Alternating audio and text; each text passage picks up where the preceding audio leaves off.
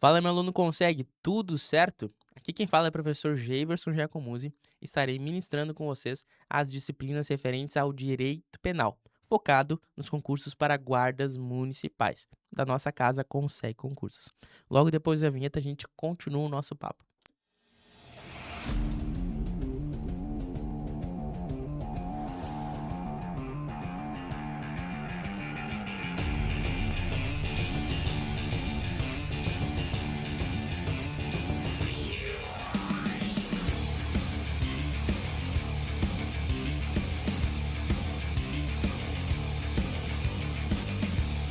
E pessoal, sem mais delongas, eu quero dizer desde já que é motivo de muita satisfação e alegria estar neste momento ministrando, estando tete a tete com vocês aqui na nossa disciplina de Direito Penal aqui da Consegue Concursos. Na tela nós temos o quê? Direito Penal para Guarda Municipal Consegue Concursos. Gravado quando exatamente? Em 5 de julho de 2026. É este momento em que eu estou gravando essa aula, certo? Uma aula, portanto, muito recente, atualizada, que não é aproveitada de outros cursos e que vai estar trazendo aqui para vocês o que há de mais recente e mais importante no que tange a concursos para guarda municipal na matéria de direito penal. Tudo certo?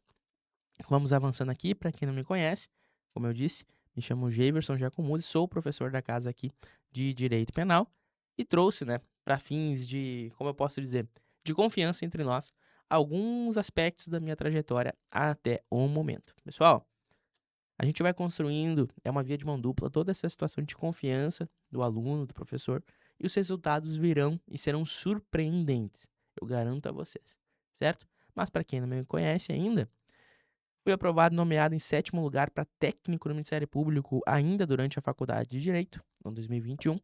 Aprovado no 32º Exame da Ordem durante a faculdade também, nono semestre.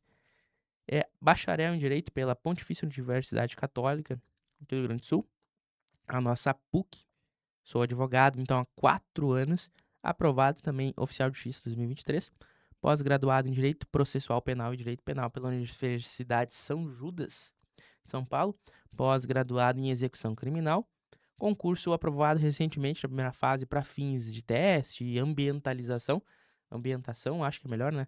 No que tange a concursos públicos aqui da Funatec, regionais. É aprovado na primeira fase ali, convocado para o TAF, para inspetora da Polícia Civil, certo? Eu advogo na área criminal, estou diariamente tendo contato com a matéria, enxergo toda a construção, desde o fato que se inicia com a persecução ali do inquérito, depois com a ação penal e tudo isso, pessoal, a gente tem no nosso cotidiano. Então agora a gente une prática, teoria e experiências com concursos públicos e traz para vocês o que há de melhor. Aqui na Consegue Concursos vocês estarão preparadíssimos para tudo que se apresentará até vocês no dia da prova em Direito Penal e tenho certeza que referente às outras matérias também. O grupo aqui da casa ele é muito qualificado e eu sou muito feliz de fazer parte de tudo isso. E você agora também faz parte. Você consegue, tá? Aula 1, pessoal, da aplicação da lei penal. Aqui nós estaremos trazendo, sobretudo, a questão principiológica, a construção inicial do direito penal, de uma maneira sucinta, mas objetiva, né? Sucinta, mas completa, no que tange a concursos de guarda municipal, para que vocês tenham uma base, para que vocês entendam o direito penal minimamente, a ponto de chegar a uma prova de guarda municipal com absoluta tranquilidade e tá acertando as questões. Tudo bem? Nossa pretensão aqui não é esgotar o direito penal. O direito penal ele demanda muitos debates teóricos, muitas visões em relação à política criminal, em relação à criminologia, em relação ao próprio direito penal por si mesmo. Mas eu acredito que em alguns pontos a gente vai debater mais, mas nunca perdendo de vista o que realmente é necessário para que vocês venham passar em concurso público, certo? Objetividade faz parte da nossa aula. E a aula hoje é a aula 01 da aplicação da lei penal. Eu começo com considerações iniciais, pessoal. A gente tem sim pessoas do direito que vêm nesse primeiro momento fazer parte dos nossos grupos aí como alunos e tentam ingressar no concurso público, como guarda municipal, por exemplo. Mas a gente tem pessoas que nunca tiveram contato com o direito e que inclusive estão prestes a prestar o primeiro concurso. Nunca sequer tiveram contato com um cursinho preparatório antes.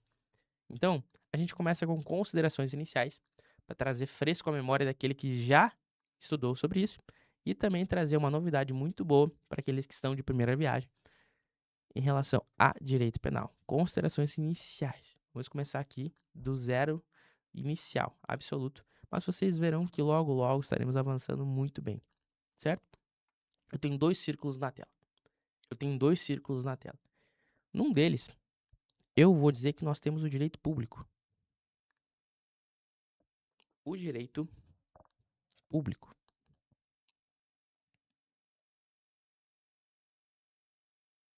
No outro, o direito privado. Por que isso é relevante? Porque entendendo o direito dividido nesses dois ramos principais, fica muito mais fácil da gente entender por que o direito penal ele traz regras tão diferentes em relação a outros ramos do direito. O direito penal está inserido aqui, pessoal, no direito público. Tal como acontece, por exemplo, com o direito tributário. E no direito privado, nós temos, por exemplo, o Código Civil. Quais são as características principais quando a gente pensa em direito público e direito privado? Direito privado, nós temos aqui uma relação de particular com particular. Tudo bem? É um contrato de compra e venda, é qualquer relação entre dois indivíduos particulares ali, e isso é bem resolvido no direito civil, certo? Isso tem uma sensibilidade, mas ela não é tão grande como acontece no direito penal. Por quê? Porque no direito penal, nós temos relação do Estado com o indivíduo.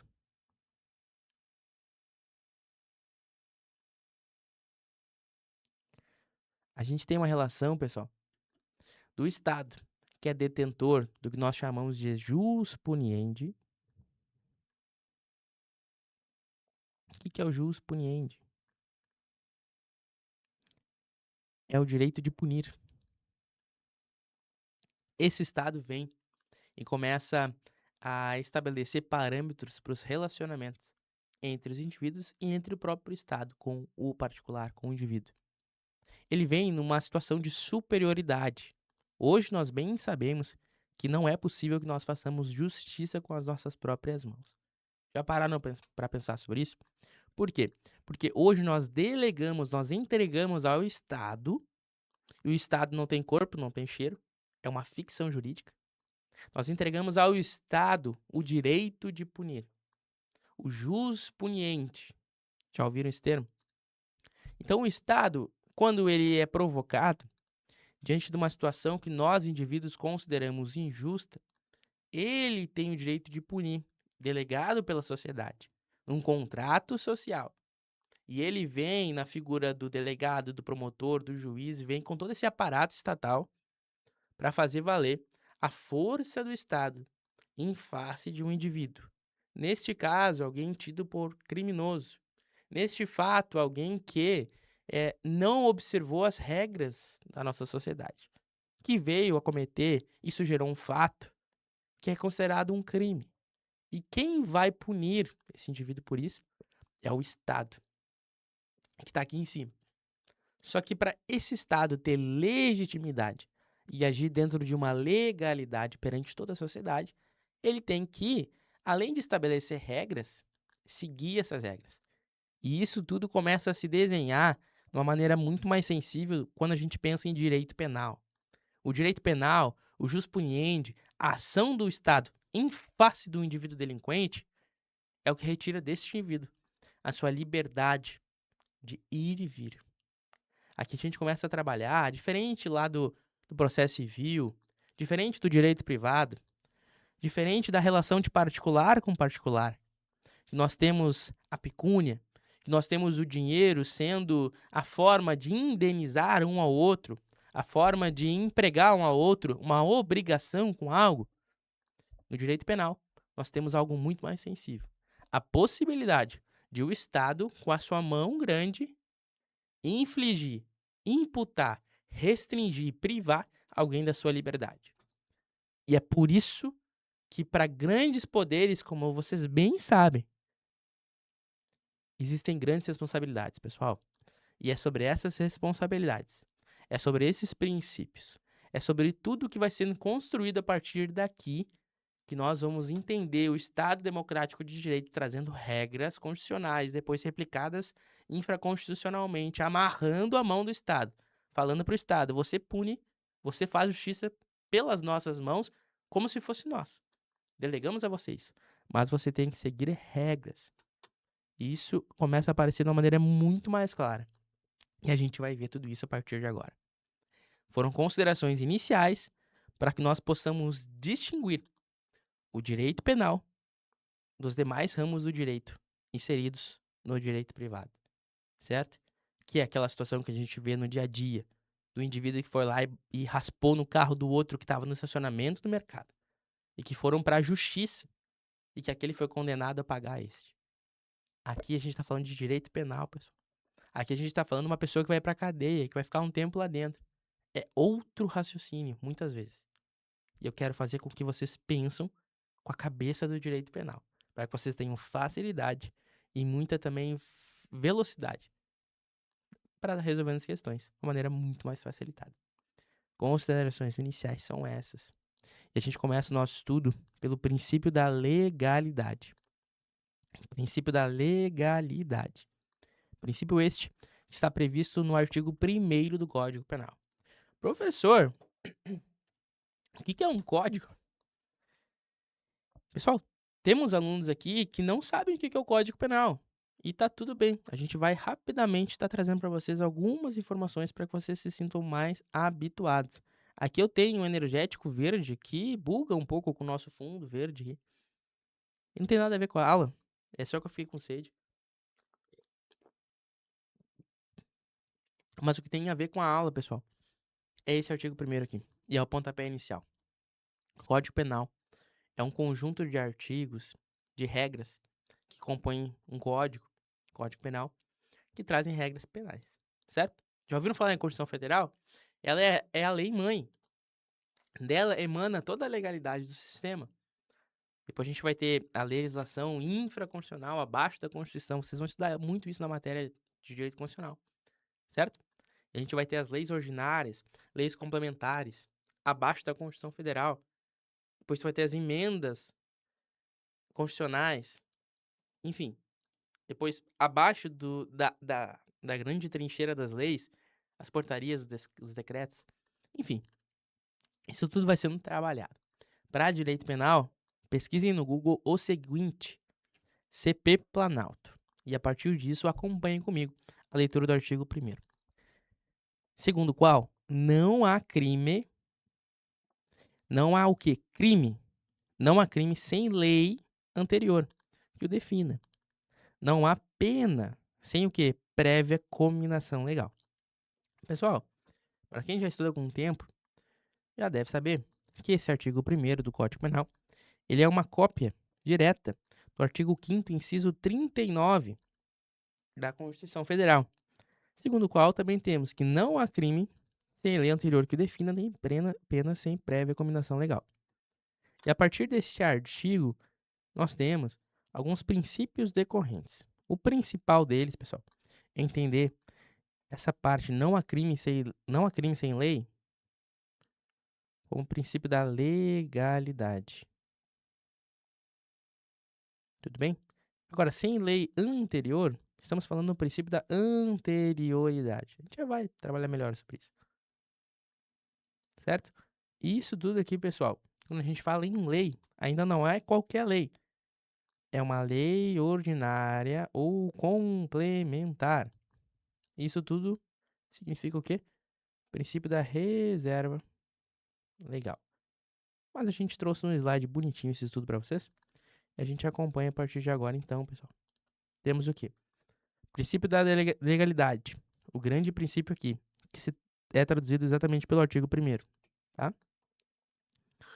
Ele tem como decorrente dele o princípio da reserva legal, segundo o qual Somente lei em sentido estrito pode tratar de matéria penal, além do princípio da taxatividade, segundo o qual a lei penal deve ser clara e precisa, evitando termos vagos.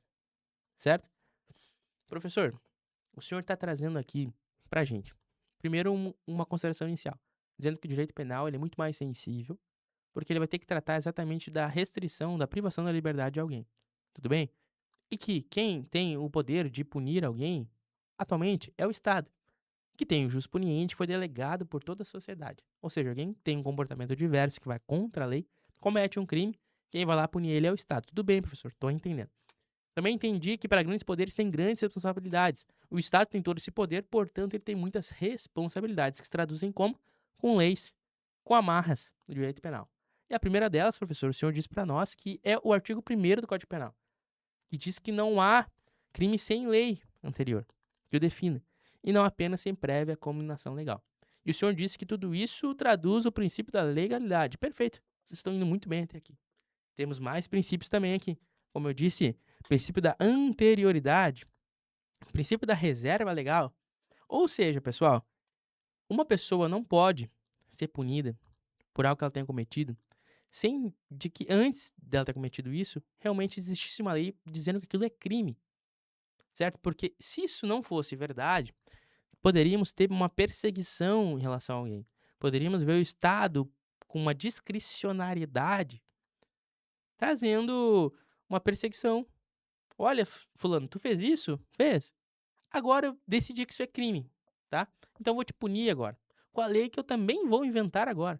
Pessoal, vejam como isso soa muito ditatorial e não combina com o nosso Estado democrático de direito. Exatamente por quê? Porque nós estamos todos muito bem amparados pelo princípio da legalidade. Certo? Tudo bem? Não quero ser muito repetitivo, mas nas primeiras aulas eu sempre tenho que trazer um pouco mais pela mão o aluno. Muitos não são do direito e tá tudo bem. Trouxemos algumas definições: legalidade, anterioridade, taxatividade, reserva legal. Reserva legal, professor? Tá, tudo bem. Só lei pode tratar de matéria penal, mas que tipo de lei? Leis ordinárias e leis complementares. Leis ordinárias e leis complementares. Guardem isso. Tudo bem? Professor, quem é que não pode tratar de matéria penal? Nós temos aqui o quê? Não podem tratar medidas provisórias, tratados e convenções internacionais, analogia e malam-partem, combinação de leis e costumes. Até que, excepcionalmente, nós temos as medidas provisórias sendo admitidas, excepcionalmente, se trouxerem benesses, porém benéficas